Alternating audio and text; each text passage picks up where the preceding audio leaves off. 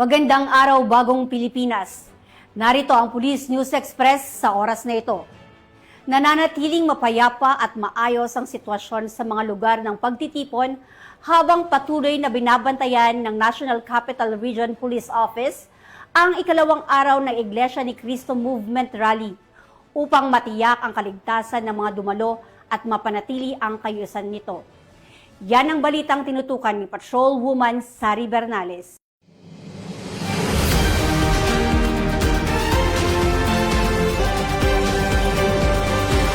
Magandang araw, Bagong Pilipinas! Pumasok na sa ikalawang araw ang kilos protesta ng mga miyembro ng Iglesia ni Cristo dito sa harap ng People Power Monument ngayong Miyerkules, Hunyo 1. Patuloy po na nagsisidatingan ang mga dadalo nating mga kababayan sa kilos protesta. Dito pa rin po sa PPM na tatayang aabot sa 100,000 na katao ayon sa huling sitwasyon kaninang umaga.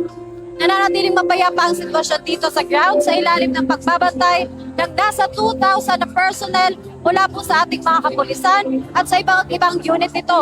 Gayunpaman, nakaranas ng mabigat na daloy ng trapiko ang mga motorista sa southbound lane ng EDSA habang moderate to heavy naman ang usad sa northbound lane.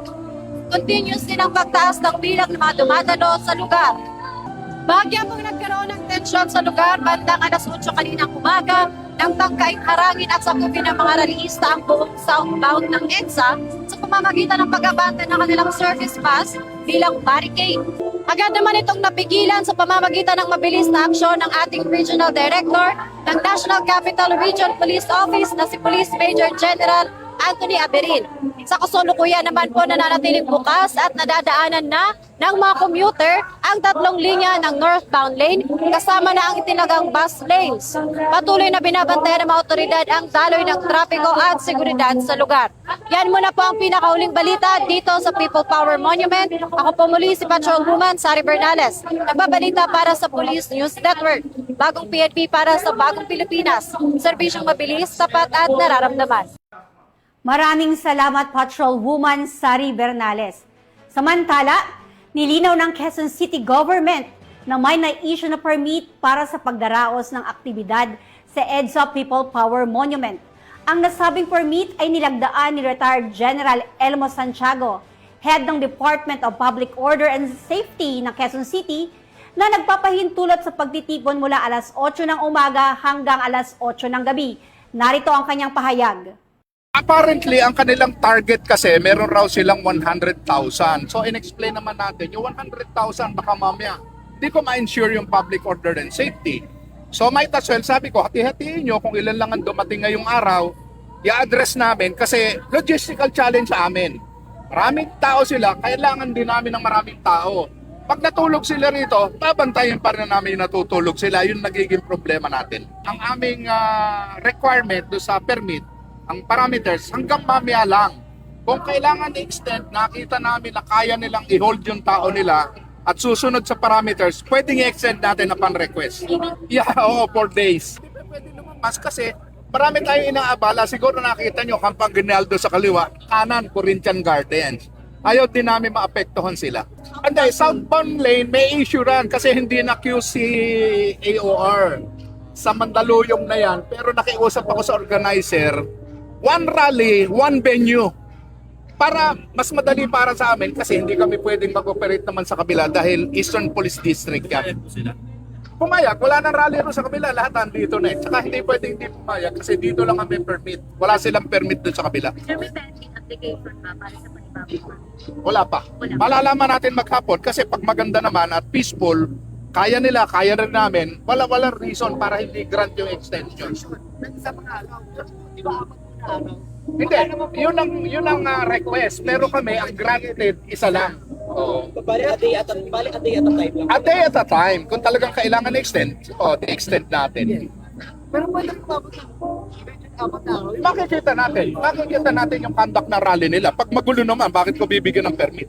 Hindi ba unfair naman doon sa iba na sumusunod sa amin? Sir, just to clarify, yung pwesto ng mga boss dito sa White Plains, allowed siya? Or dapat ba tao lang talaga yung nakapwesto talaga dito? tao lang ilalagay sa likod. Kaya lang, na-overwhelm sila ng dami ng tao nila kahapon. Hindi na nila naalis kagad. Yun ang problema. Oo. So paano yun? Hindi ba yung considered as violation na agad? Kaya hindi Yung naman, sa pinag-uusapan. napagkasuhan? Siyempre, Oo. lahat naman pag-uusapan natin. Hindi ko mo nakita mo outright violation na yan. So what can we expect? Mamaya ipapamove din yan, sir? Kung hindi man, the following day, pag humingi pa sila ng permit, yan ang isa sa mga didemand naman namin.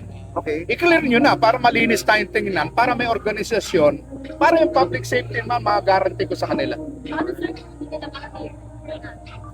I-clear namin, itoto natin, ganun lang naman yun eh.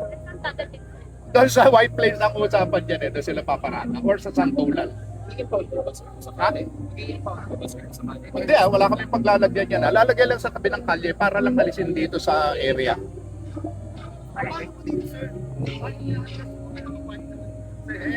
Pulis ang nakapark dyan eh. Mahirap na paalisin ng mga pulis for the meantime.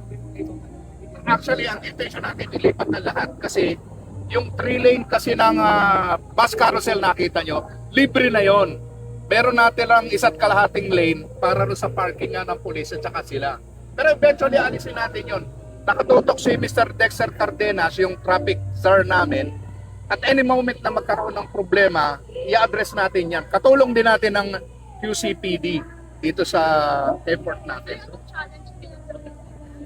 Ang challenge sa QCPD, wag nang dumami yung tao kasi mas dumami yung tao, kailangan rin namin ng maraming tao to ensure public safety. Pag hindi ganun kasi, medyo makukulangan kami. Tsaka yung logistical challenge, pakakainin natin, pagtutulugin natin yung pulis, yung tao na nandito ngayon, kailangan maalagaan din natin. Hindi yung tao na nagrarally, kundi yung government forces naman.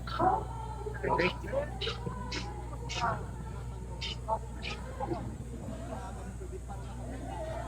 Actually, hindi na issue para sa amin yun. Nangyari na yun eh. Para water under the bridge eh. Sabi nga dapat hindi na raw i-grant.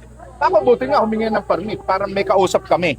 Kasi first day kahapon wala kami makausap eh kasi hindi naman humingi ng permit. Hindi namin kilala organizer. Kasi alam namin, kapatid natin sa iglesia. Yun lang. So ngayon, mas maganda. Mas maluwag kami kumilos ngayon. May elbow room kami para mag-adjust ng mga tao, makipag-usap sa kanila, etc. etc. At yan ang mga balitang nakalap sa mga oras na ito. Para sa napapanahong balitang pampulisya, laging tumutok sa Police News Network. Ako po si Police Captain Sherry Vicente, alagad ng batas, tagataguyod ng balitang pulis.